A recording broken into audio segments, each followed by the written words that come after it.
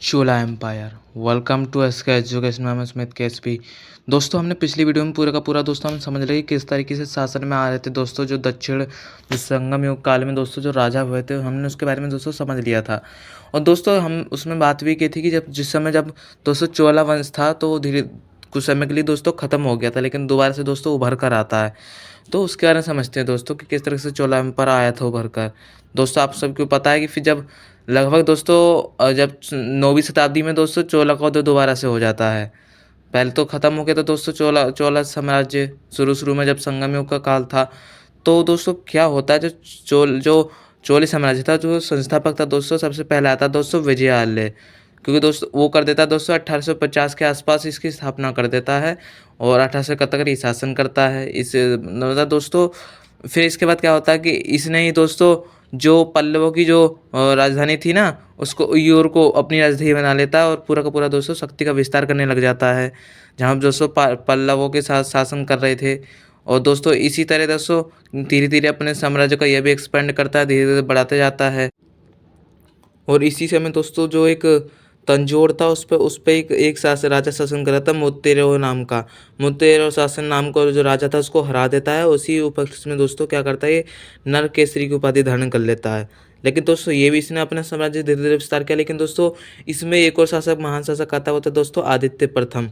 आदित्य प्रथम दोस्तों ये दोस्तों इसने इसने दोस्तों क्या किया, जो पल्लव शासक थे उनको हरा, जो उसमें एक था ना दोस्तों, मैंने बात भी की थी दोस्तों, अपराजित वर्मन था। तो जो पल्लव शासक अपराजित वर्मन था ना दोस्तों, उसको इसने हरा दिया था, जो दोस्तों लड़ाई हुई थी तब। तो उसमें दोस्तों मैं बता ही चुका था। और इसने दोस्तों अपने साम्राज्य को धीरे धीरे बढ़ाता गया।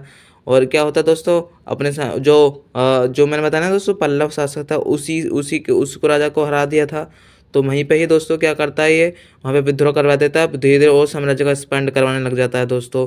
और फिर जो अपराजित वर्मन था उसकी हत्या करवा देता है, और जो पल्लव वंश था उस पर अपना पूरा का पूरा दोस्तों अधिकार कर लेता है। तो इस प्रकार दोस्तों ये भी अपना धीरे धीरे बढ़ाता है। और इसने भी दोस्तों अपनी उपाधि धारण कर लेता है, को जो कोंद दंड राम की उपाधि अपने आप को धारण कर लेता है जब वो उसको हरा देता है। और दोस्तों इसी की लड़ाई दोस्तों क्या होता है दोस्तों कि जो एक राष्ट्रकूट था ना, राष्ट्रकूट वंश था, उसके बारे में मैंने बताया था दोस्तों। कृष्ण तृतीय नाम का शासक था, उसकी जो पुत्री थी उससे विवाह कर लेता है दोस्तों। तो इसके राष्ट्रकूट से दोस्तों संबंध हो चुके थे, तो वहाँ से तो दोस्तों आक्रमण करेगा नहीं। फिर दोस्तों इसके बाद क्या होता है, एक और शासक आता है परांतक परांतक प्रथम। ये भी दोस्तों अपनी गद्दी बैठता है दोस्तों। इसका युद्ध होता है दोस्तों, जो राष्ट्रकूट का शासक कृष्ण द्वितीय था। तो इसके बाद दोस्तों क्या होता है, जब ये अपने उसके ऊपर आक्रमण कर देता है तो दोस्तों परांतक इसमें हार जाता है। किससे दोस्तों, राष्ट्रकूट के जो कृष्ण द्वितीय था उससे हार जाता है। तो जो इसको दोस्तों तल्लोलम ऐसी तल्लोलम नाम से इसको युद्ध के नाम से जाना भी जाता है दोस्तों। वहीं पे जगह पे लड़ाई हुई थी ना, तो ये हार गया था। तो इसके बाद दोस्तों ये भी हार गया ये अपना। फिर भी इसके बाद दोस्तों एक जो सबसे महान शासक आया था वो तो दोस्तों राजराज प्रथम। ये भी दोस्तों जो दोस्तों इस वंश का दोस्तों सबसे महान शासक यही हुआ है। इसने दोस्तों लंका पर अभियान चलाए थे, जो श्रीलंका है ना आज का, उस पर अभियान चला दिए थे। और जो एक महेंद्र पंचम नाम का शासक था उसको हरा दिया। और जो उत्तरी पार्ट है ना श्रीलंका का, वहाँ पे अधिकार कर लिया और अपना साम्राज्य का धीरे धीरे बढ़ाता गया। और फिर धीरे दोस्तों इसने जो उत्तरी लंका की जो राजधानी थी ना उसको भी बदल देता है दोस्तों। पोलो नोरुवा इसी ने ही बनवाई थी। और फिर दोस्तों इसने इसका नया नाम रख दिया दोस्तों जननाथ मंगलम। फिर इसके बाद दोस्तों क्या होता है, राजा राज प्रथम दोस्तों इसी में ही दोस्तों चोलों के साथ जो दोस्तों जो चोल थे ना, चालुक्य के साथ आपस में संघर्ष चल रहे थे चालुक्य डायनेस्टी की। और दोस्तों जो चोल डायनेस्टी थी, ये भी दोस्तों चालुक्य शासक जो सत्याश्रय था उसको हरा देता है और वेंगी पर अपना जो प्रभुत्व था उसको कब्जा कर लेता है। और इस प्रकार दोस्तों चालुक्य पर अपना पूरा कब्जा कर लेता है ये। और जो राजा प्रथम था दोस्तों, इसने मालदीव पर भी विजय हासिल कर दी और कलिंग को भी जीत लिया। तो इससे पता चलता है दोस्तों ये सबसे महान शासक था। इसी बीच दोस्तों एक और सबसे महान आता दोस्तों, वो था दोस्तों राजेंद्र प्रथम। चोल वंश दोस्तों इसलिए सबसे ज़्यादा महत्वपूर्ण जाना जाता है दोस्तों, ये भी इसका महान शासक था। इसने भी दोस्तों जब मैं बता रहा था दोस्तों, जो महेंद्र पंचम था उसको पूरी तरीके से ये हरा देता है। जिस तरीके से दोस्तों राजराज प्रथम था ना, वो तो दोस्तों थोड़ा सा उसको जीत पाया था, लेकिन पूरी तरीके से जीत लेता है और पूरा का पूरा दोस्तों राज्य था अपने चोल साम्राज्य के अंदर ही मिला लेता है और बंदी बनाकर उसको कारागार में रख देता है, तो महेंद्र पंचम था। तो इसी प्रकार दोस्तों हम समझ सकते हैं कि हमारा श्रीलंका था वहाँ तक हमारा कब्जा था। इस प्रकार दोस्तों दक्षिण पूर्वी एशिया के आसपास का जो भी दोस्तों जो श्रीविजय पर जो एम्पायर था ना दोस्तों, तो उसमें भी दोस्तों आपको पता होगा वहाँ पर भी इसने आक्रमण कर दिया था, जो राजेंद्र प्रथम था।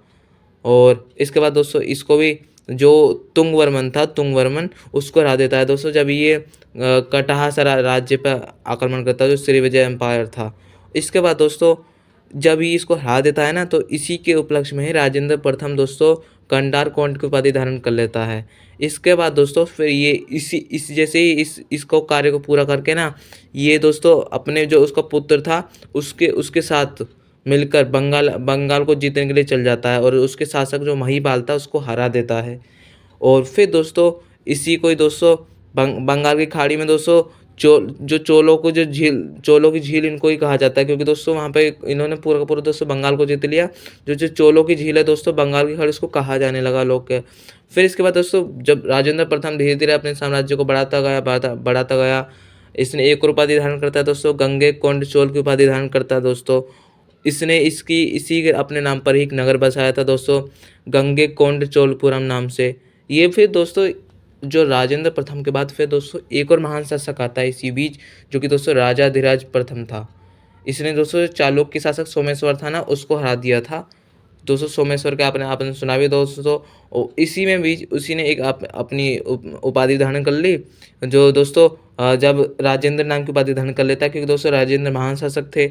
तो इसी में दोस्तों इस शासक ने असम में यज्ञ करवाया था। तो दोस्तों इसका ज़्यादा प्रमाण तो मिलता नहीं, बस यही मिलता है कि उसने जो चालुक्य शासक था सोमेश्वर उसको हरा दिया था, और पूरा का दोस्तों राजधानी कल्याणी पर अपना राज्याभिषेक करवा लिया था। इसने धीरे धीरे अपना चोल साम्राज्य दोस्तों बढ़ता गया था धीरे धीरे, आपको पता ही होगा। इसमें एक शासक आता है दोस्तों कोल्लोतुंग प्रथम। ये भी दोस्तों धीरे धीरे लंका पर भी, जो लंका था दोस्तों उसके साथ का संघर्ष चलता है, और फिर दोस्तों आपस में संधि हो जाती है। जो लंका था श्रीलंका, उसको उस पर अपना चोल का अपना शासन होने लग जाता है। तो इस प्रकार दोस्तों इसका साम्राज्य बढ़ रहा था। दोस्तों आज के लिए इस वीडियो में इतना ही दोस्तों। अगले वीडियो में बात करेंगे, और जो राजा होते हैं दोस्तों वो छोटी वीडियो होगी दोस्तों, उसके अंदर ज़्यादा महत्वपूर्ण बातें होंगी, और उसके अंदर दोस्तों हम समझेंगे शंकराचार्य के बारे में। तो दोस्तों आज के लिए इतना ही दोस्तों, मिलते हैं दोस्तों नेक्स्ट वीडियो में। आज के लिए धन्यवाद। जय हिंद, जय भारत।